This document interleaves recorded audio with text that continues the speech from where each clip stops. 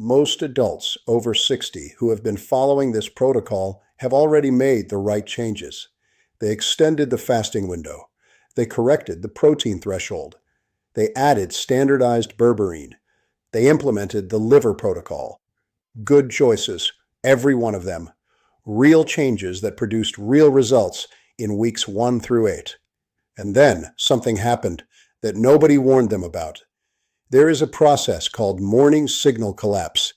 It operates in a 90-minute window every morning, the first meal of the day, and it simultaneously reactivates insulin drift, reinforces the hepatic fat lock, and triggers an acute inflammatory response at the worst possible moment in the body's daily cycle. One meal before 9 a.m., undoing 18 hours of correct overnight work in 20 minutes. It is why the fat loss that was measurable in weeks 1 through 8 has plateaued, even though the overnight protocol has not changed. It is why morning joint stiffness is at its worst between 8 and 10 a.m., despite everything else being done correctly. And it is why the mid-morning energy crash at 10 a.m., the one attributed to aging for years, is not aging at all. It is a metabolic sequence error, repeated every morning, at the worst possible time in the cortisol cycle. I am Dr. Michael Harrison. I spent over 30 years treating adults over 60 in internal medicine and geriatric medicine. And what I found when I looked closely at why patients who had implemented every correct overnight protocol were plateauing, not failing, specifically plateauing, had nothing to do with the overnight work. It had everything to do with the one meal they thought was irrelevant to the results they were building the night before. That is why I am here. In this video, I'm going to show you 4 things. First, why breakfast is metabolically different from every other meal of the day. Second, the 5 mechanisms through which one food category cancels 18 hours of overnight work in 20 minutes, including 2 patterns that look healthy and are in most kitchens right now. Third, the clinical evidence for what happens when the morning signal is corrected. And fourth, the precise sequence, the exact order, the exact timing, the preparation detail that determines whether the correction works, and the one mistake that cancels it even when everything else is right. I hear from people every week who watch several of these videos without subscribing. If what I just described is happening to you, you cannot afford to miss what comes next. 2 seconds to subscribe. Do it now. Patricia is 64 years old. She lives in Columbus, Ohio. She extended her fasting window to 18 hours. She added standardized berberine at 1.5 grams daily. She followed the 7-food liver protocol. In weeks 1 through 8, her waist circumference moved 4 centimeters. Her fasting glucose dropped from 109 to 101. Then everything stopped. Week 9, week 10, week 11, week 12, nothing moving. She is consistent. She is disciplined. She has no idea that the bowl of oatmeal, banana, and orange juice she eats at noon, the meal that ends her 18-hour fast, is canceling the overnight protocol in 20 minutes every single day. The 18 hours were working. The 20 minutes were undoing them. Now, most people understand that timing matters in biology. What most people do not understand is that breakfast is not simply the first meal of the day. It is a categorically different biological event from every meal that follows. Cortisol peaks between 7 and 9 a.m., the cortisol awakening response, a documented, measurable, daily surge that the body uses to transition from overnight rest to daytime activity. In healthy biology, this peak is beneficial. It mobilizes energy, sharpens focus, and primes the immune system. But cortisol has a specific interaction with refined carbohydrates that almost no health content addresses. When refined carbohydrates are consumed during peak cortisol, the postprandial inflammatory response is amplified by 200 to 300%, compared to the same carbohydrates consumed at midday. A study published in the Journal of Clinical Endocrinology and Metabolism documented this directly, measuring TNF-alpha and interleukin-6 in adults consuming identical meals at different points in the cortisol curve. The morning meal produced inflammatory cytokine elevations 2 to 3 times higher than the afternoon meal at the exact same carbohydrate load. Not the food, the timing. Picture a gas valve fully pressurized between 7 and 9 a.m. A match near that valve in an open field produces a small flame. The same match near the pressurized valve produces an explosion. Cortisol is the valve. The refined carbohydrate breakfast is the match. The inflammatory explosion happens before 9 a.m., at exactly the moment when the body's inflammatory load is supposed to be at its daily low. Morning signal collapse is not a metaphor. It is a measurable biological event occurring within 20 minutes of the wrong first meal. But the cortisol amplification is only the first mechanism. The second is the one that most physicians who recommend intermittent fasting have never had time to explain. And it is the reason why the 18-hour window that was supposed to protect the viewer has actually been making the wrong breakfast worse.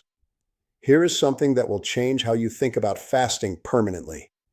The 18-hour fast increases liver glucose sensitivity. This is by design. It is part of how fasting improves metabolic flexibility. After 18 hours without food, the liver's glucose receptors are primed and responsive. When the fast is broken with low glycemic food, fiber first, protein with natural fat, the sensitized liver processes the meal correctly and stays in burning mode. But when the fast is broken with a high glycemic meal, the sensitized liver overreacts. A study published in the American Journal of Clinical Nutrition documented this precisely, measuring postprandial insulin in adults breaking an 18-hour fast with a high glycemic meal versus the same meal consumed outside of fasting context. The post-fast high glycemic meal produced a significantly larger insulin spike because the liver, primed after 18 hours without food, overcorrected to the incoming glucose signal. The fast made the wrong breakfast worse, not a little worse, measurably worse. Patricia's 18-hour window was not protecting her oatmeal and banana. It was amplifying the insulin spike they produced every time she broke the fast with them. Picture a sealed room pressurized overnight. When you open the door slowly with the correct tool, pressure equalizes gently. When you throw it open with force, everything flies outward. The liver is the sealed room. The 18-hour fast is the pressurization. The wrong breakfast is throwing the door open with force. The third mechanism explains why one specific food category reinforces the hepatic fat lock every morning before noon. Fructose is metabolized differently from glucose. Glucose can be used by every cell in the body. Fructose cannot. It must be processed by the liver first, exclusively. In a liver with healthy fat metabolism, small amounts of fructose are processed efficiently. In a liver carrying hepatic fat accumulation, incoming fructose is preferentially converted to fat rather than energy, at a rate the liver cannot compensate for. A study published in the Journal of Hepatology documented this directly. Adults with non-alcoholic fatty liver disease who consumed fructose showed accelerated hepatic fat accumulation compared to controls, independently of total caloric intake. Not more calories, the same calories. The fructose was being routed to hepatic fat storage regardless of what else was happening metabolically. The banana on Patricia's oatmeal contains approximately 14 grams of fructose. The glass of orange juice contains 26 grams of sugar, predominantly fructose. Both go directly to the liver. The 7-food liver protocol from the previous video was clearing hepatic fat overnight. The banana and the orange juice were restocking it every morning before noon. Picture fructose as a delivery truck that bypasses the factory floor entirely and goes straight to an already overstocked warehouse. The liver cannot burn fat while it is receiving a fructose storage instruction. The fruit juice Patricia drank every morning was not a health drink. It was a hepatic fat lock reinforcement mechanism, delivered in a glass. But changing what you eat is only half the correction. The other half is the sequence, the specific order in which foods arrive. And what the research shows about sequence is the most actionable finding in this entire video, because it requires no new foods, no new products, and no additional cost. Fiber consumed before any other macronutrient creates a physical barrier in the small intestine that slows glucose absorption from everything that follows.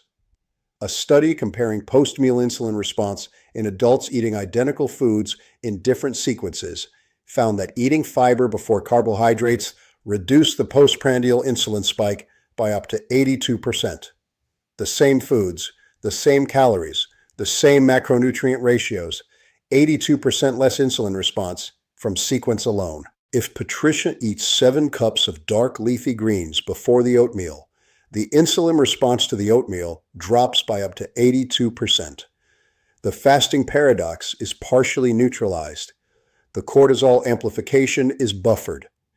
The hepatic fat lock reinforcement is dramatically reduced. Picture a slow flow filter installed at the entrance of a pipe. The same volume of water passes through, but the pressure spike at the end is eliminated. Fiber is the filter. The carbohydrate meal is the water.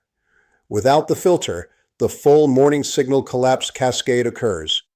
With the filter in place, the downstream metabolic system is protected. Sequence, not elimination. One change in order, before any food change is necessary. But sequence corrects the meal after the fast begins. There is a 5th mechanism that operates before the first food arrives, one that determines whether the liver is already in burning mode or storage mode when breakfast begins. The liver's metabolic orientation at the moment the fast is broken is not determined only by what is eaten. It is determined by the signal environment already operating when the first food arrives. When berberine, the AMPK activator documented in the previous video, is taken before breakfast, inside the fasting window, it prepares the liver to receive the first meal in burning mode rather than storage mode. AMPK activation sends the liver one instruction: process incoming energy, do not store it. When the first food arrives 30 to 60 minutes later, the liver is already correctly oriented. The fiber sequencing works more effectively.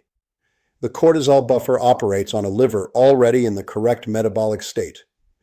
Research on AMPK activation and postprandial metabolic response documents that pre-meal AMPK activation supports fat oxidation during the absorptive phase, the critical 90-minute window when morning signal collapse either occurs or is prevented entirely. Not the multivitamin taken with breakfast.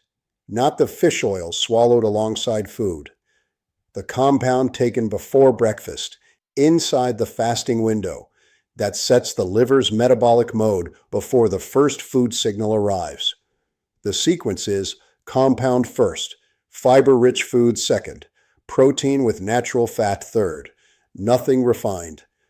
I put together the protocol I would hand to a patient walking out of my office, because I have spent 30 years watching people implement the right overnight protocol and undo it every morning with the one meal they thought was irrelevant.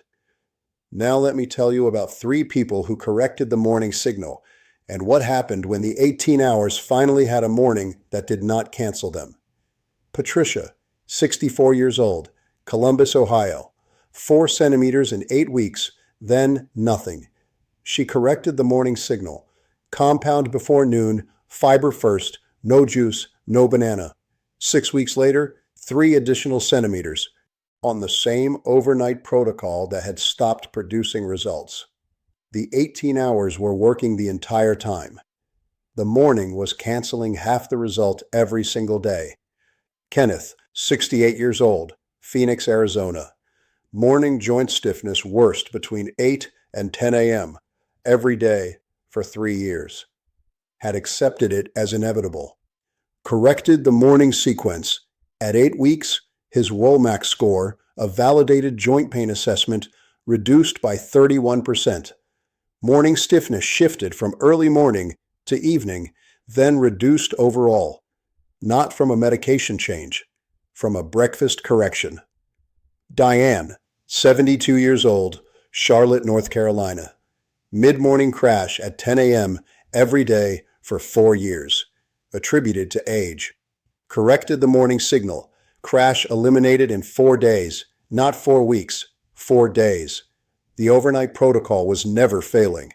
Morning signal collapse was canceling it before noon every day, without any of them knowing it had a name. The compound, the exact protocol, and the specific timing are in the pinned comment directly below this video. Scroll down now. It is the first thing you will see. Everything you need is there. Now here is exactly what to expect, because managing expectations is what determines whether people follow through on a protocol that is working before they can see it working. Day 1 and 2, the mid-morning crash disappears. Reactive hypoglycemia eliminated when the breakfast glucose spike is eliminated. The 10 a.m. energy failure that felt like a fixed feature of aging is gone within 48 hours for most people. This is not the fat-burning result. It is the confirmation that the morning signal is now correct. Week 1. Fasting glucose on waking begins trending down. If you've been tracking this number and watching it hold steady through the plateau, this is when it starts moving. Not waist circumference yet. The fasting glucose number. Watch it.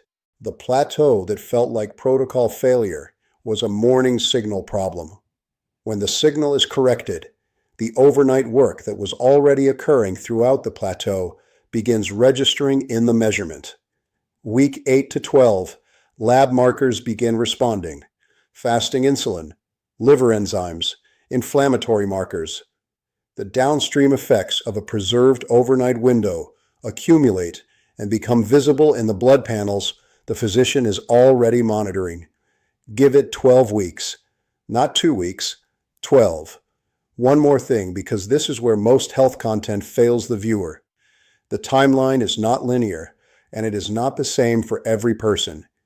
If you have been running morning signal collapse for years before beginning the overnight protocol, the accumulated damage is deeper than someone who caught it early. The correction works for both. The timeline is longer for the first. Give the protocol the time the accumulated damage requires. That is not a failure. That is the math of years of morning signal damage being corrected one preserved overnight window at a time. Insulin drift reactivation creates elevated circulating insulin. Elevated insulin reinforces the hepatic fat lock.